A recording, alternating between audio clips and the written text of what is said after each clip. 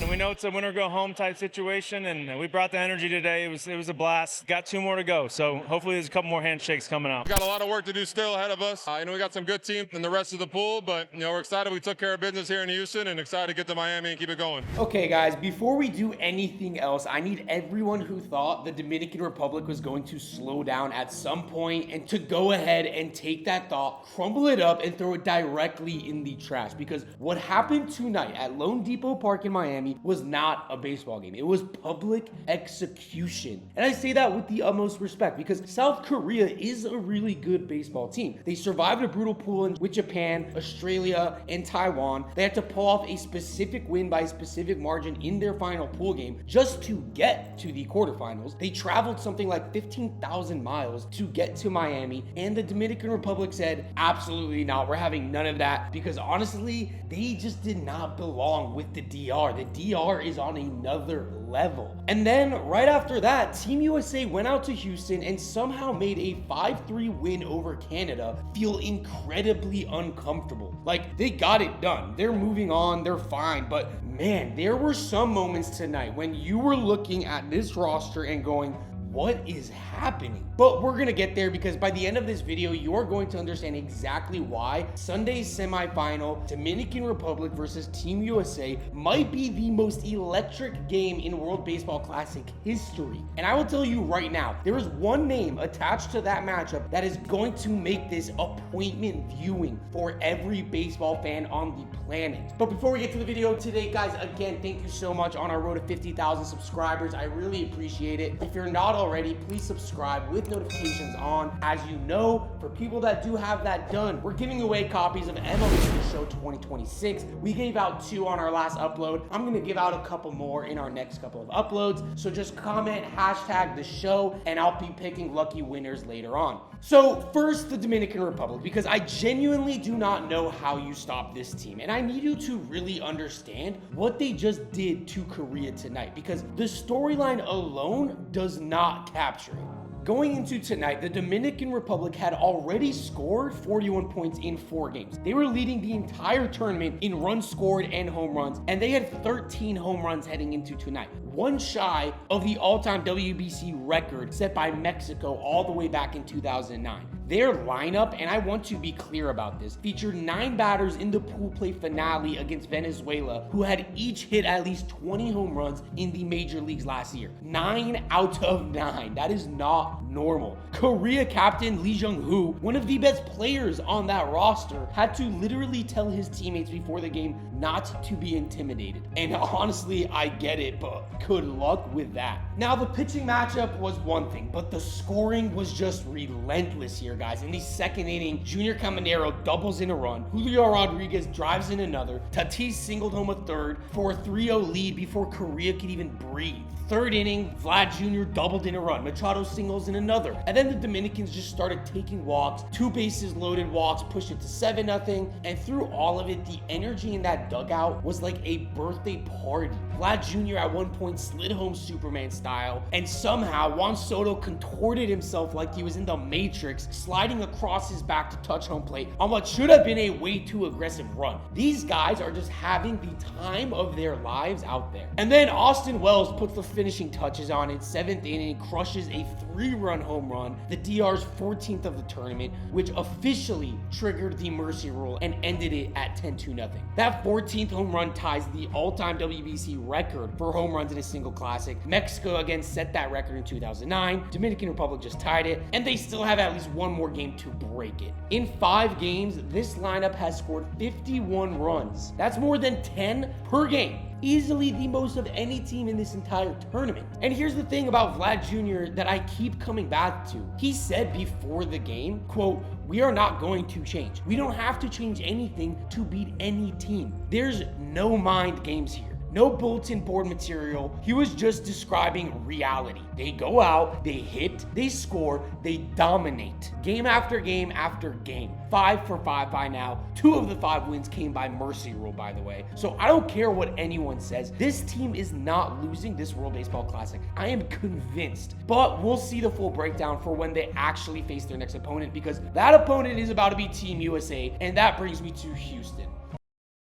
All right, Team USA beat Canada tonight 5-3, and they are moving on to the semifinals in Miami. And I want to start by saying this: credit where credit is due. That game mattered. They showed up and they won. Mark DeRosa had the real lineup out there today. They came in focus and they did not repeat the Italy disaster. That is a real thing. But I'm going to be honest with you, because that game did not feel like a team that's ready to go to war with the Dominican Republic in 48 hours. And that's a conversation we need to have. Now, Logan Webb started on the mound, and he was really decent. He kept Canada off balance, had 4 hits against him through his time out there, struck out 4 and didn't walk anyone. But DeRosa had already said pregame that Webb was going to be limited to around 70 pitches, partially because of the San Francisco Giants keeping their ace healthy, and partially because Paul Skenes is coming up on Sunday, and you want to save the bullpen. So Webb came out mid-5th, and the bullpen had to cover a lot of ground. That's fine in theory, but it put a lot of pressure on guys who haven't always been spotless in this tournament. Now, thankfully, the offense showed up early and made it 5-0 heading into the bottom of the 6th against a team that was minus 800 underdogs, by the way. So you would think that'd be comfortable and the game would be kind of over, but you would be wrong. Canada came right back in the bottom of the 6th. Owen Cassidy walked, moved up, scored on a Tyler Black single to cut it to 5-1. Then Canada catcher Bo Naylor, in a lefty-on-lefty matchup, by the way, absolutely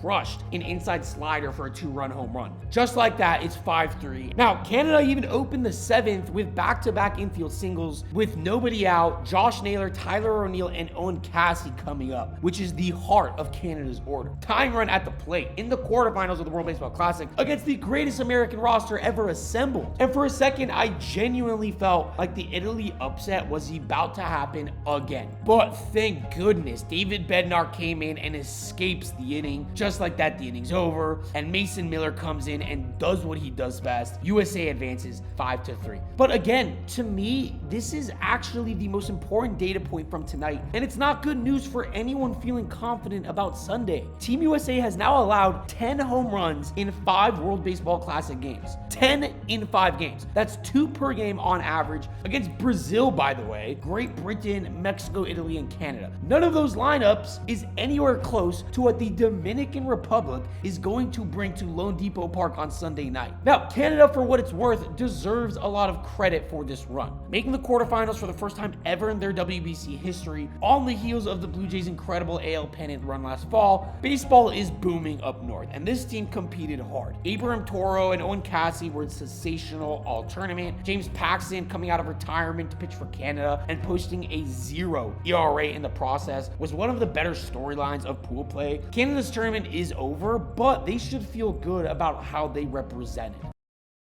Okay, so this is the part I've been waiting to talk about all week, because Sunday night, March 15th, 8 p.m. Eastern on FS1 at Lone Depot Park in Miami, USA takes on the Dominican Republic in the first semifinal of the 2026 World Baseball Classic, and I genuinely think this might be the best single game in the entire history of this tournament. And the reason why starts and ends with 2 names: Paul Skenes versus that Dominican Republic lineup. Paul Skenes is confirmed as the starter for the United States on Sunday. And if you need a reminder of who Paul Skenes is right now, in his only WBC start against Mexico, Skenes went 4 innings, 7 strikeouts, gave up 1 hit, and was throwing triple-digit heat the entire time. This is arguably the most electric pitcher on the planet right now, and he gets to face the Dominican Republic's lineup on Sunday.